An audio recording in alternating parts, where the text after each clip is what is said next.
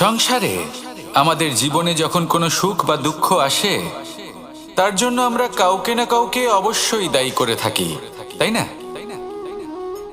এই ব্যক্তি আমাদের সাথে এরকম কাজ করেছেন, তাই আমার সাথে এমন হলো। ওই ব্যক্তি যদি এমনটা না করতেন, তাহলে আজ আমি ওই স্থানে পৌঁছতে পারতাম।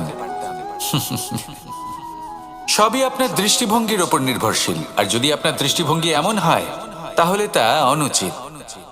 সত্যি কথা বলতে, এই সংসারে ভিন্ন ভিন্ন ধরনের মানুষ আছে। এটা আপনার উপর নির্ভর করছে কিভাবে তাদের স্বাগত জানাবেন। একবার ভাবুন, আমি আমার দুটো হাত সামনে নিয়ে এলাম, দুটো মুঠো খুলে দিলাম। দুই প্রকারের মানুষ আসবেন, কিছু না কিছু দিয়ে যাবেন।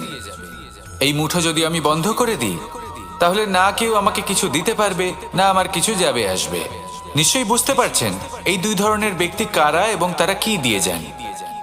আমি যদি নিজের মুঠো খুলে দিই, তাহলে কিছু ভালো মানুষ আসবেন, আমাকে আনন্দ, সন্তুষ্টি, জ্ঞান প্রদান করে যাবেন, ভালো অভিজ্ঞতা দিয়ে যাবেন।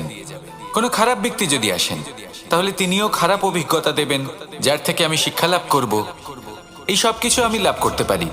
মুঠো যদি বন্ধ করে রাখি, তাহলে আমি কিছুই পাবো না। দেখুন, এই সংসারে প্রত্যেকের জীবনে এরকম। প্রত্যেকের জীবনে সবকিছুই আছে, ভালো খারাপ দুই মানুষই আছে। ভালো অভিজ্ঞতা আছে, খারাপ অভিজ্ঞতা আছে। নির্ভর করছে আপনার উপর যে আপনি কি করবেন, এনাদের স্বাগত কিভাবে জানাবেন, কার থেকে কি বুঝবেন, কি শিখতে পারবেন, আর কোন দৃষ্টিভঙ্গি নিয়ে অগ্রসর হবেন। এটাই নির্ধারণ করবে যে আপনার জীবন কেমন হবে। আসুন আমার সাথে ভালোবেসে বলুন, রাধা রাধা। অথবা কাউকে দুঃখ দেওয়ার ভাবনা, যদি এটা আপনার মনে থাকে, তাহলে আপনি নিজের মনেই যন্ত্রণার একটা বিশাল বৃক্ষ রোপণ করছেন, এটা মনে রাখবেন। কারণ কাউকে দুঃখ দেবার এই ভাবনা, এটা হলো সেই বীজ যা আপনার মনেই পতিত হবে, আপনার মনেই অঙ্কুরিত হবে, আর আপনার মনেই একটা বিশাল বৃক্ষরূপে বেড়ে উঠবে। জীবন আপনার, কর্ম আপনার, কাউকে দুঃখ দেবার ভাবনা আপনার ছিল, এই বৃক্ষ হলো আপনার, তাই এর ফলও আপনিই পাবেন, যা গ্রহণও আপনাকেই করতে হবে। মনে রাখবেন, যে মানুষ এটা ভাবে যে আমি ওকে দুঃখ দেব, ওকে কষ্ট দিতে চাই আমি, সেই মানুষই দুঃখ আর কষ্ট পেয়ে থাকে। যদি সেই জায়গায় আপনি এটা ভাবেন যে আমি কাউকে সুখী করে তুলতে চাই, কাউকে সুখ প্রদান করতে চাই, তাহলে তারও বীজ আপনার মনেই রোপণ হবে, বৃক্ষে পরিণত হবে, যার ফলও আপনিই পাবেন।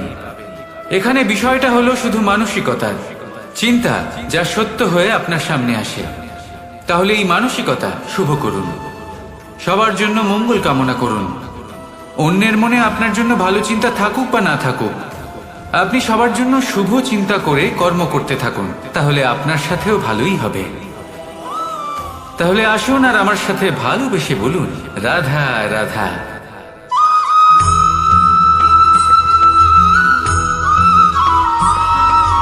দোল উৎসবে এই সমগ্র সংসার রং নিয়ে খেলা করে,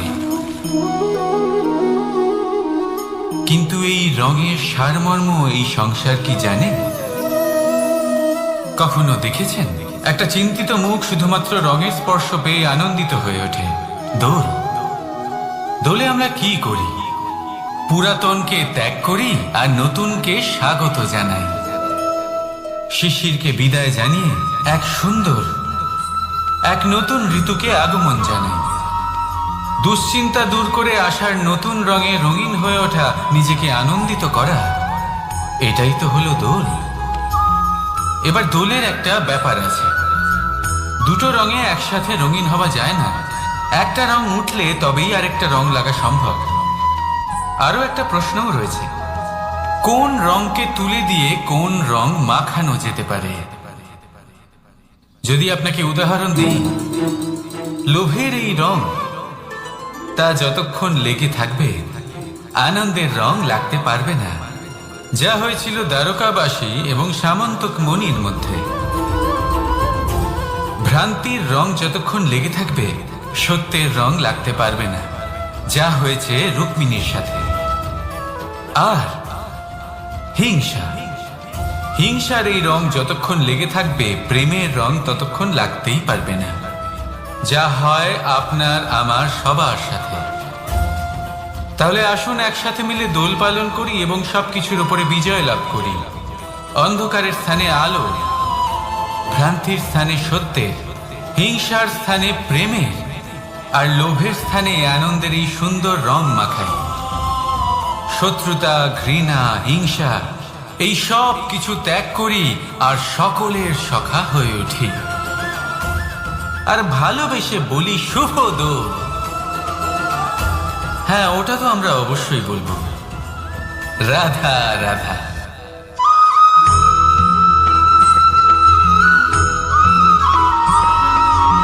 কখনো কখনো মানুষ মনে করেন যে সে নিজেই সব থেকে বেশি শক্তিশালী।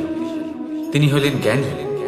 দেখুন, এটা ভালো ব্যাপার যে আপনার মধ্যে শক্তি আছে, জ্ঞান আছে, আর এটা শুধু আপনার জন্য নয়, এই সমস্ত সমাজের জন্য, দেশের জন্য, সমগ্র পৃথিবীর জন্য অত্যন্ত আবশ্যক। কিন্তু এই কথাটাও বোঝা অত্যন্ত আবশ্যক যে এই জ্ঞান যেন কখনো অহংকার না হয়ে ওঠে। যখন মানুষের মধ্যে জ্ঞান থাকে তখন সে রাম হয়ে ওঠে। রাম, যিনি সমুদ্রের বুকে সেতু বানিয়েছিলেন, বানর সেনার দ্বারা রাক্ষস রাজকে পরাজিত করেছিলেন, আর চিরকালের জন্য সবার কাছে আদর্শ হয়ে উঠেছিলেন। আর যদি মানুষের মনে অহংকার জন্মায় তাহলে সে রাবণ হয়ে ওঠে। দেশে বিদেশে যতই খ্যাতি থাকুক না কেন, সে রাক্ষস হয়ে ওঠে, নিজের সাথে সাথে সমস্ত কুলের বিনাশ করে বসে। এবার জ্ঞান নাকি অহংকার, আপনার কি চাই সেই সিদ্ধান্ত আপনার, আর আপনার এই সিদ্ধান্তই নিশ্চিত করবে যে আপনার কর্ম কি হবে, আর আপনার এই কর্মই নিশ্চিত করে দেবে আপনার প্রারব্ধ কি হবে। তাহলে শুভ কর্ম করুন আর আমার সাথে ভালোবেসে বলুন, রাধা রাধা।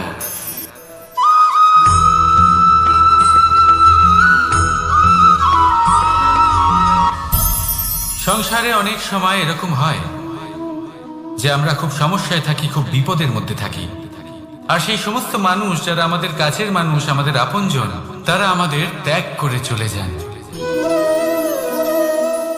আমরা এই সময় দুঃখ পাই, নিরাশ হয়ে পড়ি এবং একা একাই সেই সমস্যাকেও কাটিয়ে উঠি।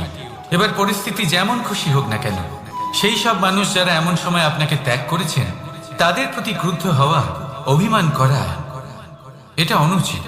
আমি বলবো তাদের প্রতি কৃতজ্ঞ থাকুন।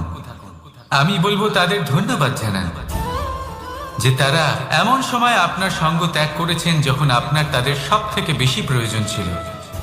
কারণ দেখুন, হয় তাদের বিশ্বাস ছিল যে আপনি নিজেই এই বিপদ থেকে বেরিয়ে আসতে পারবেন, বা তাদের ত্যাগ করার জন্য